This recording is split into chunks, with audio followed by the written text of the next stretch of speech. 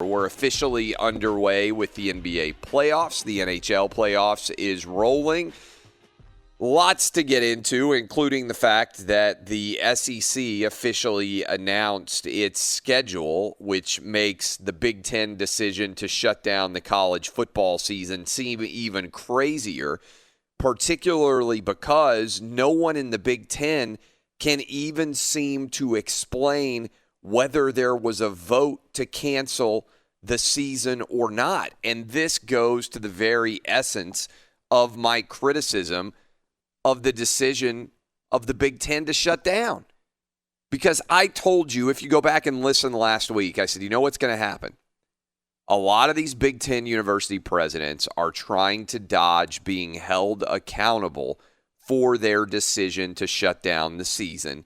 And so what they are going to do is try to hide behind a closed-door meeting and avoid there being a vote that comes out where you can hear their name and know exactly who is to blame for the season being canceled.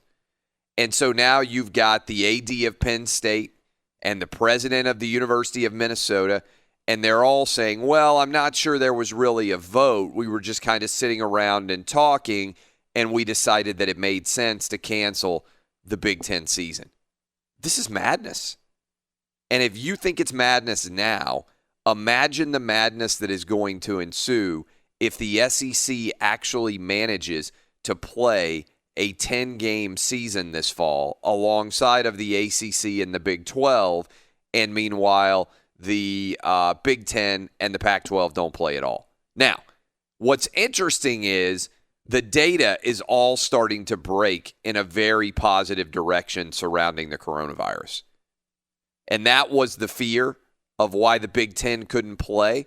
But if you go look at the states in the South, all of the data, as well as the Southwest, to be fair, all of the data that's coming out of Florida and Arizona now, and Texas as well to a large extent, is reflecting that the outbreak is completely over in those states. And in particular, let me hit you with this. Florida, this is according to Governor Ron DeSantis, lowest number of cases in Florida, 2,760 since mid-June. Emergency room visits for COVID-like illness down 60% since July 7th in Florida. Hospital admissions down 60% since July 21st. Number of COVID-positive patients currently hospitalized down 40% since July 21st. This is all in the state of Florida. And for everybody out there who's panicked and been like, oh my God, the hospitals are going to be overloaded. That's my Corona Bro voice. 26.4% of all hospital beds available. 23% of ICU beds also available. The situation in Florida in particular, everybody, all the Corona Bros out there were like, oh my God, look at Florida. Florida is going to have a fraction of the issues that the state of New York and the state of New Jersey had. And the outbreak in general in the South appears to be over. And the rate of infection, interestingly, is nearly identical to what the Northeast saw, but with a fraction of the overall deaths in the South. Why does that matter? Because if you're looking at the ACC and you're looking at the SEC and you're looking at the Big 12, all of the states that are involved in those conferences are going to have rapidly declining overall coronavirus infection rates now.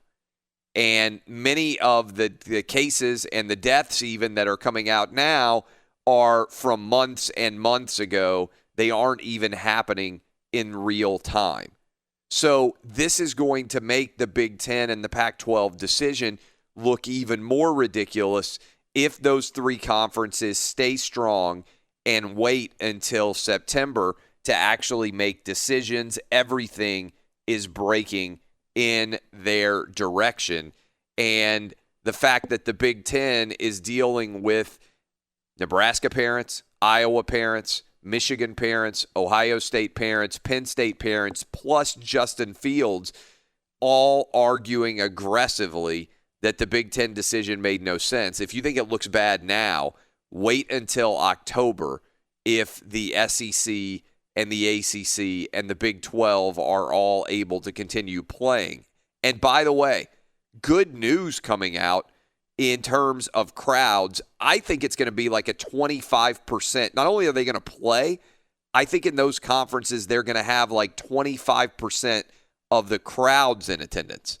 And that squares with big news that I'm surprised isn't getting more attention.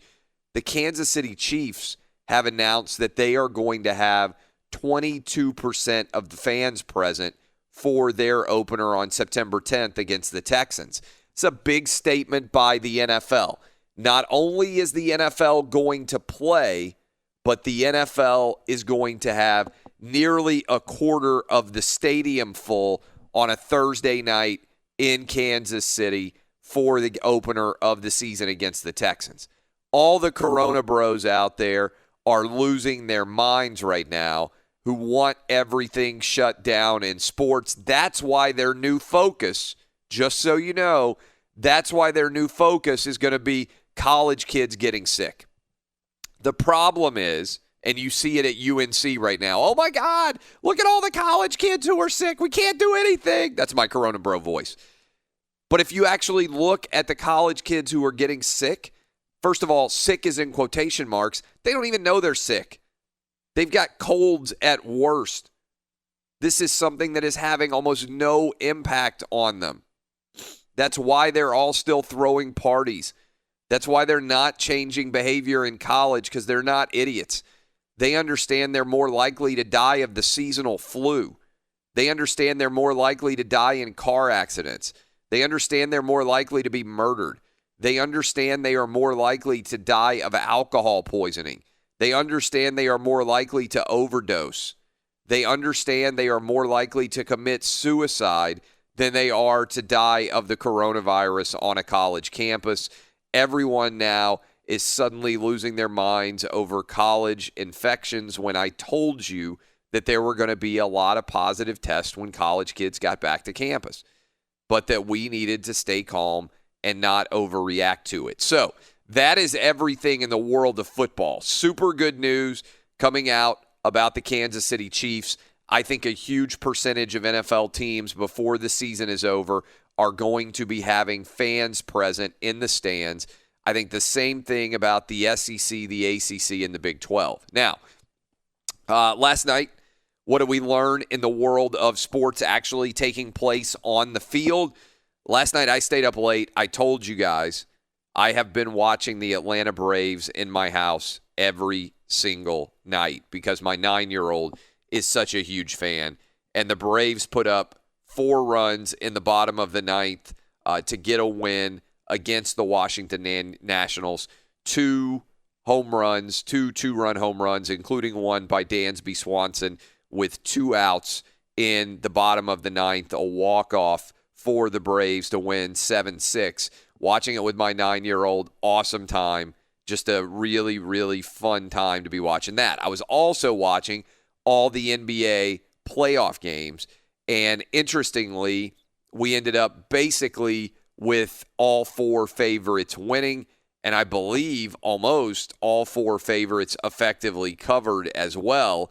So no real drama on the night in the NBA. I would say the biggest moment of drama in the night was the ejection of Kristaps Porzingis, which virtually no one believed was actually a valid decision in terms of the NBA giving him a second technical foul and sending him to the showers early. Here is what that audio sounded like. Double technical fouls, Porzingis and Morris. That's Porzingis' second. He's been ejected. So Porzingis is gone. Oh, goodness. At the 9-10 mark of the third quarter of Game 1, Kristaps Porzingis, 14 points, 6 rebounds, is ejected from the game on his second technical foul.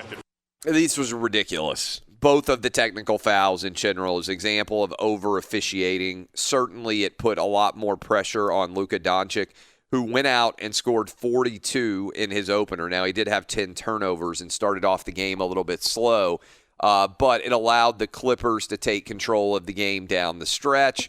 They played a decent game to try to attempt to keep up with the Clippers, but in the last 5 games now, between the Dallas Mavericks and between the LA Clippers, the Clippers are 5-0, and not only have they gone 5-0, they have covered 5 straight games. So not a good matchup for the Dallas Mavericks. If you look through the games, tough loss for the Utah Jazz in overtime. The Nuggets take control late. We'll see what happens in the 4 games that are taking place today. But at least for the openers on Monday night, all 4 of the favorites won and covered with ease. All right, I'll bring in the crew. What is standing out to you guys the most as we roll into Tuesday and you look at what happened on Monday? And by the way, let me say this as well. We have got the WWE champion live on the air with us as we get ready for SummerSlam in hour 2. Drew McIntyre is going to be with us. And then Petros Papadakis will be with us in hour 3 if you are keeping tabs on exactly what the guest situation will be. Danny G, what's standing out to you? I still think probably the biggest story in the world of sports yesterday as we get ready for Tuesday that isn't receiving enough attention. It's a huge deal to me that not only are the Chiefs and the Texans going to be playing in less than a month now, basically 3 weeks from Thursday, if I'm doing the math right, 23 days from now, I think, is when the NFL season is going to kick off. And we are going to have nearly a quarter of the stadium in Kansas City filled with fans. I'm surprised that's not a bigger storyline. That's an awesome story if you are an NFL fan, if you are a sports fan in general, to not just have the NFL coming back, but the NFL is going to have fans present in the seats. Yeah, I was really happy to see that news.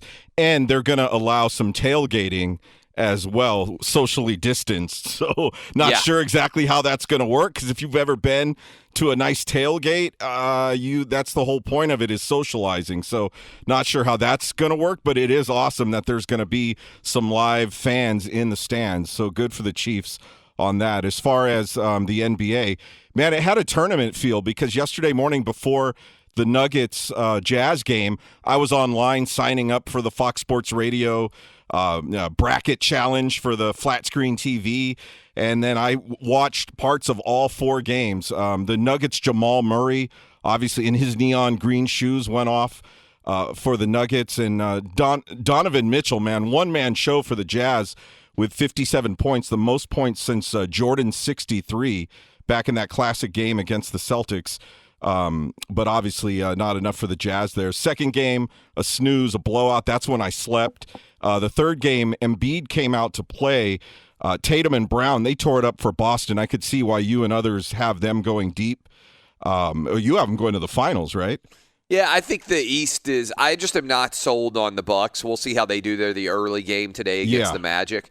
And the Bucks are a 12.5-point favorite, which seems pretty steep, or at least they were a 12.5-point favorite last night. I'm not sure what the current line is.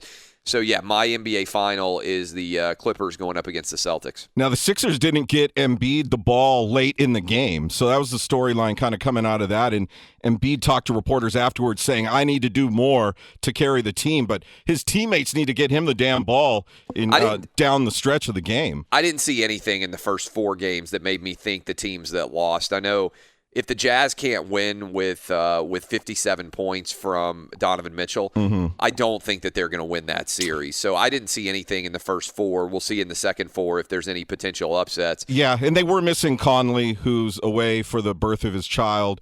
We'll see if he gets to come back in a few days, because he'll only have a 4-day quarantine, because they're testing him every day. And then that late game, you mentioned it about Porzingis. That was definitely the big storyline, because the Clippers really didn't have an answer guarding Porzingis and Luka. And then, unfortunately, you talked about the 2 technicals. Both were kind of BS. That first one earlier in the game, he had a clean block, no body contact, and he just waved his hand at the ref and got teed up. And I was like, that's kind of a cheap technical. And then he ran over. It was just a little pushing, shoving match. It wasn't anything big. So I was kind of surprised that they would give him a second technical there. Dallas, like you said, did a decent job staying in the game, but without Porzingis, they just didn't have a shot there at the end of the game. I don't think they have a shot in the series. They're 0-5, and they've failed to cover 5 straight games against the Clippers. Clippers are going to round into shape as they now have their full complement of players. Montrezl Harrell's back. Obviously, Lou Strip Club Williams back as well, and they've had injury issues a little bit, kind of played soft through the bubble. So I think the Clippers are going to be fine. I think they'll win in 5. And I really didn't see anything, even with the Jazz taking the Nuggets to overtime. I didn't see anything in the first 4 that made me think, any of these series are going to be, 7-game nail-biters to see who's going to advance in the first round of the NBA. We'll see exactly. What about you, Dub? All those storylines that I hit to start off, NFL fans in attendance, SEC schedule fully released, Big Ten protest of the schedule being canceled, continuing, NBA playoffs officially underway. What stood out to you the most Monday as we roll into Tuesday? Well, one thing that stands out to me, and this is in no way a complaint, but I have no idea what to watch. I mean, this is amazing. There were 21 games yesterday between the NHL, the MLB, and the NBA. It's a gambler's dream. Well, and speaking of gambling, yesterday in those 21 games, the favorites went 20-1 straight up. I'm not sure how often that happens. It's unheard of. Who was the one favorite to lose? The St. Louis Cardinals. The St. Louis Cardinals lost. Cardinals were the only start. favorite to lose in Major League Baseball, the NHL, or the NBA. Yeah, unbelievable. But what stands out to me is the SEC schedule release. I mean, this is going to be an unbelievable season. You got 10 straight weeks of SEC action, and it makes me think, I mean, a lot of things are going to change because of this whole coronavirus situation that we've been going through in the world of sports. This should be every single season. They should have 10 SEC games. They can have 1 Power 5 non-conference, maybe 2, and then if they want to have a cupcake, you can have them. But the 10 SEC game schedule is going to be absolutely fantastic. If you go week by week, and I'm sure we'll be breaking this down at some point during the show, it is going to be unbelievable SEC football this season. Can you imagine being the Big Ten if the SEC pulls off the 10-game SEC schedule, and certainly the ACC and the Big 12 as well? I mean, I tweeted this, but I don't even think it's it's funny, but I think it's also roughly approximate.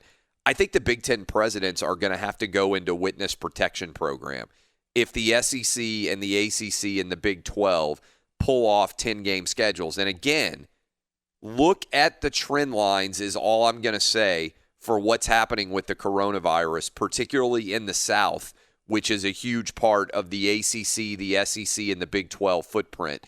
This thing is declining in a super rapid fashion all over the South, meaning the coronavirus infections.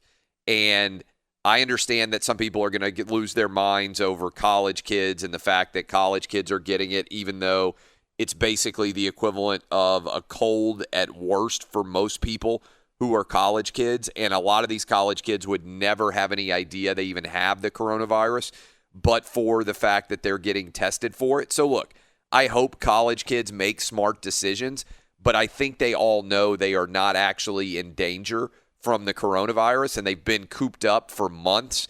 And suddenly they're back on campus and they're able to chase guys if they're girls, and they're able to chase girls if they're guys. Like, they all want to have a good time. And so I think it's going to be hard to keep college kids from living it up as being back on campus. But it is pretty amazing to think about the way that the schedule is set up in the SEC and how amazing this is going to be if they're able to start on September 26th. Eddie, you are our resident hockey expert. Brian Finley is in. Sorry. Hey. What? Yeah, thanks, Brian. Hold on. When is Eddie back? Eddie is back tomorrow. Eddie is back tomorrow. Yes. All right. So what do you think was the biggest storyline there, Brian? So, Clay, I am a Clipper fan, and while the game was going on with the Clippers and they were struggling at one point, Laker fans on social media, they are very self-righteous, and they were kind of railing Clipper fans by the struggles that were going on in that game. All of a sudden, when the Clippers started to take the lead and end up winning that game against the Mavericks, all of a sudden, the LA Laker fans, they eat their words on social media. And for somebody that derives pleasure in Laker fans suffering, I really enjoyed that, Clay. And that was my biggest takeaway from what took place last night. Roberto, what about you? I'm not suffering, Brian. I have 17 titles to cherish, so I'm not suffering. When we come back, I want to get an update. That's a hell of a line from Roberto. When I come back, I want to get an update. I think do we have the cardboard cutouts? Are we officially in Dodger Stadium? Oh, Yeah, they are being processed right now. All right, we'll find out the latest on that for me and Danny G and Roberto, and where we might be placed in the stadium there at Dodger Stadium. We'll all dive into that. Plus, again, good news in the world of football as we move closer. I feel like the NFL schedule is just going to sneak up on so many people because they're officially underway with normal practice. And unfortunately, we're starting to have some injuries that are coming out as well. But it's amazing because there's no preseason this year. All of a sudden, it's just going to be like, oh, wow, the NFL season is here. And I felt like this, by the way, locally in the state where I live, Tennessee. All of the high school football games are happening on Friday. And so I was like, wow, this is going to happen in a hurry. And I think there's going to be good news in the world of football coming out of the state of Tennessee. A little bit of a hint there. The governor has got, I believe, an event that's going on that is going to, if you're a football fan, make a lot of you excited later today as more and more people come out in favor of somewhat of a return to normalcy.